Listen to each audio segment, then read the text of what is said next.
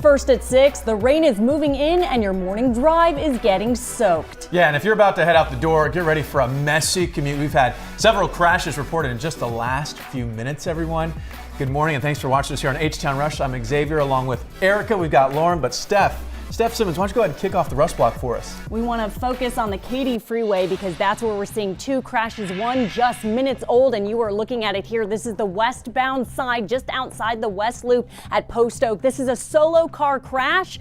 And it is blocking all of the main lanes. Now, I always remind you to watch your speeds here when we're talking about weather and when you're trying to rush to get out the door in the morning, especially Monday through Friday. We see an increase in these types of accidents when it is raining like it is. Cars are going much too fast. They put the brakes on for whatever reason and do a 360 or a 180, sometimes slam into the center divider. So watch it there. You want to take Memorial Drive or your frontage road. Your overall picture looking like this coming up. We're going to take a closer look at something going on at Antoine. All right, we'll send it over to you, Erica.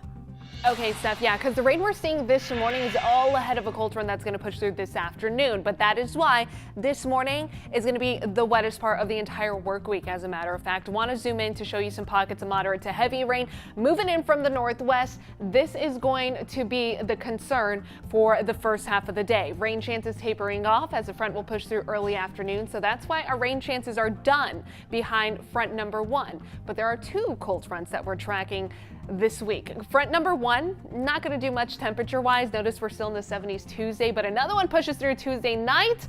That's going to drop us into the 50s by Wednesday. All right, Erica, thanks. Now to a heartbreaking story. Overnight, a mother wakes up to a gunshot and finds her 5-year-old daughter has been hit. Our Janelle Ford is live on 34th Street near the Heights. Janelle, authorities are searching for the brother who was there, but have they been able to talk to him, or the mom? Have they been able to talk to her? So they've been able to talk to mom, but as far as that little boy, they do not know where he is this morning. When they spoke with mom said that after that shooting, she found the 14-year-old boy in the room with that 5-year-old. She told police he panicked, grabbed the gun, and then took off. The scene just cleared out here this morning, but here's what it looked like a little earlier. And what's interesting is that this call, it initially came in as a reported electrical shock. When Houston Fire showed up, they found baby girl shot and called in HPD for backup. That was just before 1 this morning. Mom told police she was asleep, then started awake when she heard the gun go off. She found the 5-year-old with a gunshot wound and her big brother also in the living room. The little girl was rushed to the hospital. Police say this morning she is stable, but her injuries are serious.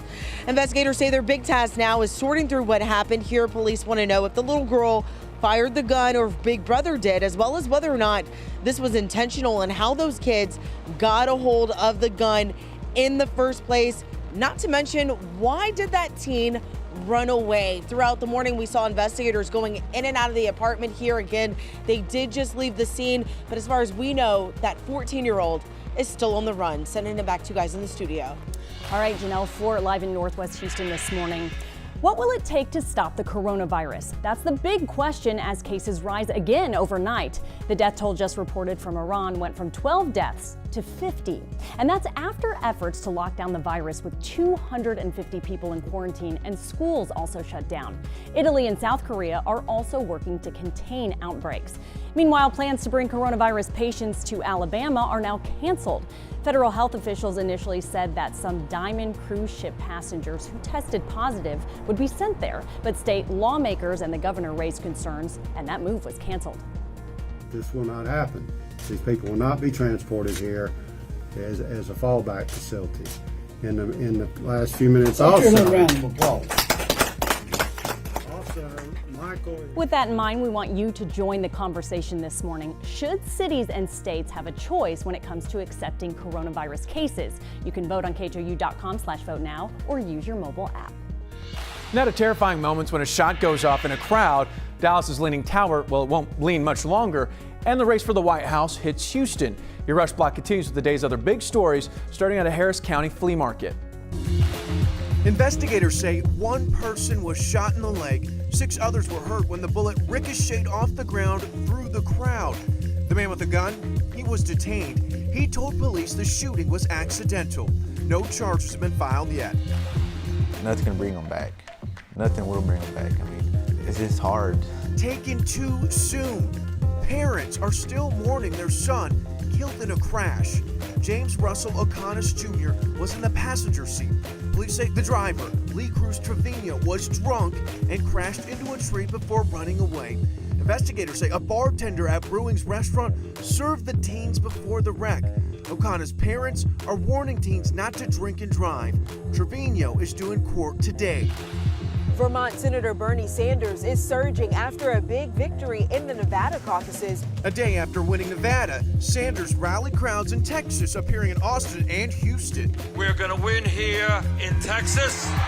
The race for the Democratic nomination now moves to South Carolina. 7 candidates will take the stage in Charleston for a debate tomorrow night. Not leaning for much longer. The so-called Leaning Tower of Dallas will be taken down today. Crews will use a crane and wrecking ball to finish what an implosion started last week. A large portion of the building's central elevator shaft survived that demolition. And that's your Rush Block on this Monday morning.